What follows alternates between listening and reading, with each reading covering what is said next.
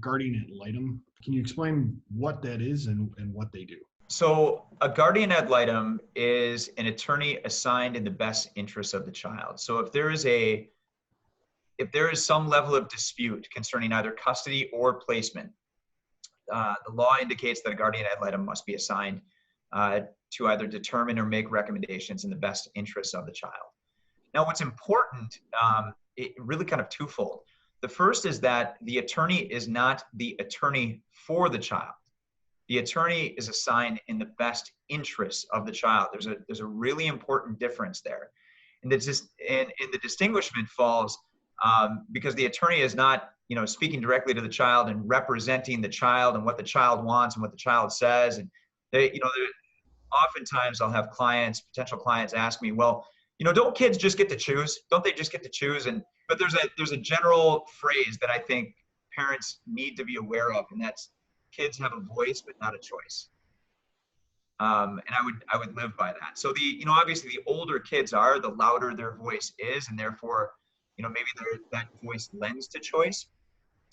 But again, the guardian ad litem is not the attorney for the child, meaning the guardian ad litem does not take direction from the child and just tell the world, here's what's going to happen.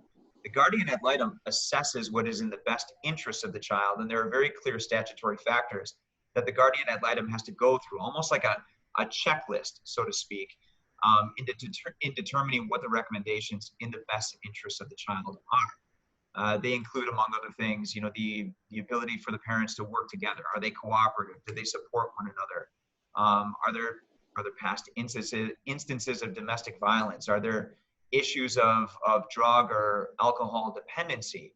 Have either of the parties, either of the parents, made adjustments or modifications in their lifestyle so that they can support the child's lifestyle? These are all considerations that the guardian ad litem goes through in his or her analysis to make those recommendations to the court.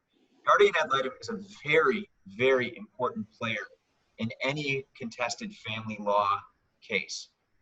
We make a practice as attorneys of always making sure that we're partnering with the guardian ad litems, because that's what they are. They're not opposition, they're not antagonists, they're not against anyone. They have a very, very difficult job, which is, stepping into a case, getting to know everyone involved, getting to know the history of this family, and ultimately making recommendations to the court and the parties as to what serves that child's long-term interests. What happens if a parent doesn't agree with the recommendation of the guardian ad litem, and how does an attorney go through advocating for their client, the parent, in that scenario?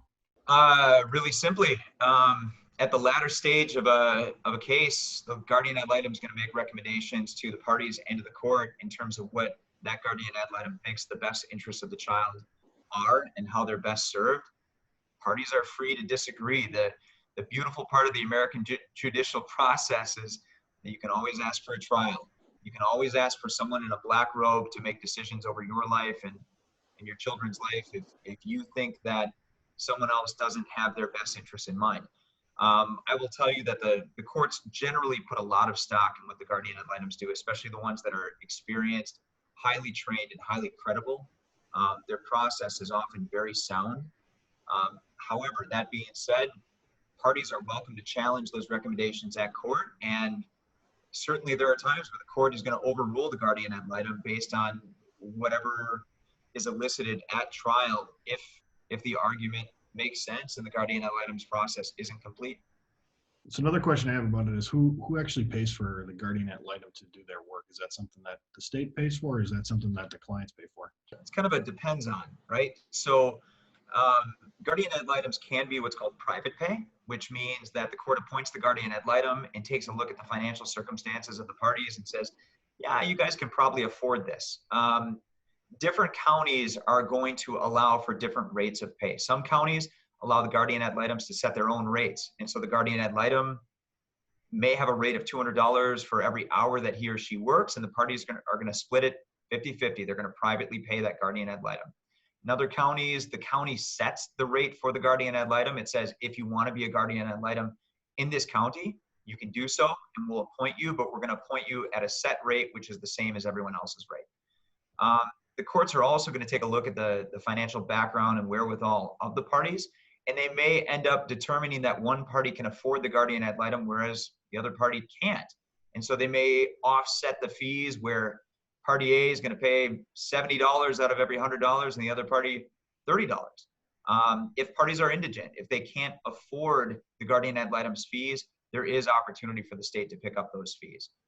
But it's going to have to be on clear and substantial proof of a lack of finances.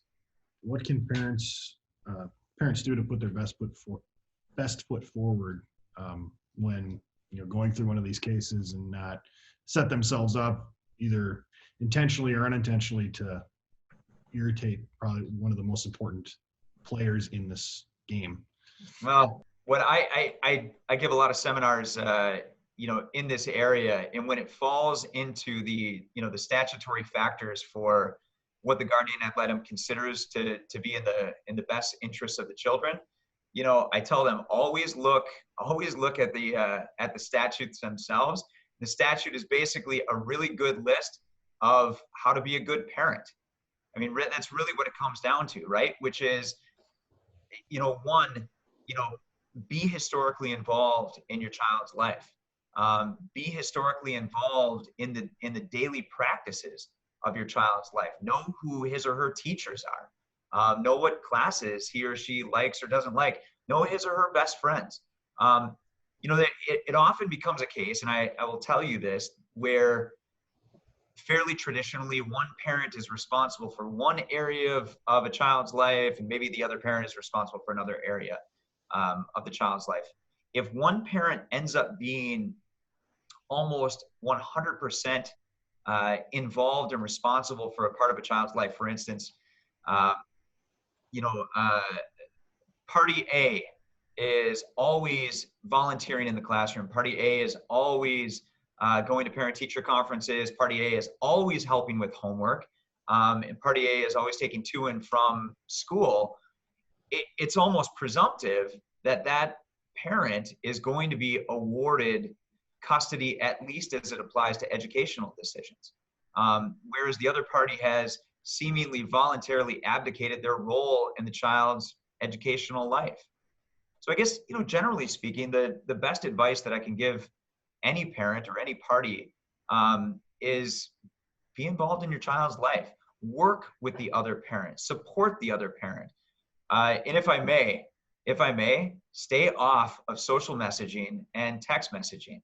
What you have done is you have created a documented chain for someone who doesn't know you and may not like you to read and support their prior conclusion that you're not a very good person and don't support the other parent. So the best thing that you can do is stay involved in your child's life,